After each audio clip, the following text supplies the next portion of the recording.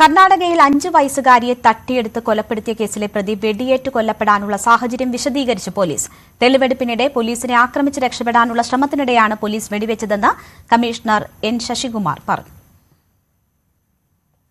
5 വയസ്സുകാരെ തട്ടിയെടുത്ത് കൊലപ്പെടുത്തിയ പ്രതിയായ ബീഹാർ സ്വദേശി 35-കാരൻ നിതേഷ് കുമാർ കുറ്റം സമ്മതിച്ചിരുന്നു. തെളിവെടുപ്പിനായി കൊണ്ടുപോയപ്പോഴാണ് പ്രതി പോലീസിനെ ആക്രമിച്ച് രക്ഷപ്പെടാൻ ശ്രമിച്ചത്. ഇതോടെയായിരുന്നു പോലീസ് വെടിവെച്ചത്. കാലിലും പുറത്തുമായി 2 വെടിയുണ്ടകളാണ് ഇയാൾക്കേറ്റത്. ഉടൻ ആശുപത്രിയിലേക്ക് എത്തിച്ചെങ്കിലും നിതേഷ് കുമാർ മരിച്ചിരുന്നു.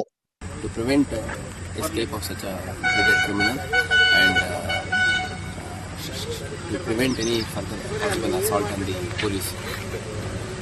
It was a sub-inspector was in the spot.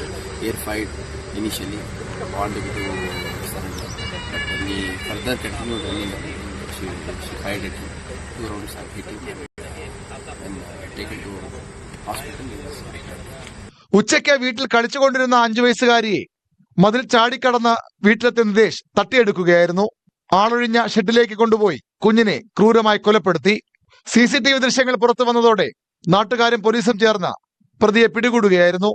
ചോദ്യം ചെയ്യലിൽ കുറ്റം സമ്മതിക്കുകയും കുട്ടിയെ എങ്ങനെയാണ് കൊലപ്പെടുത്തിയതെന്ന് ഇയാൾ വിശദീകരിക്കുകയും ചെയ്തു. പിന്നീട് തെളിവെടുപ്പിനായി കൊണ്ടുപോകുമ്പോഴായിരുന്നു ആക്രമണവും വെടിവയ്പും. ന്യൂസ് 18 കർണാടക.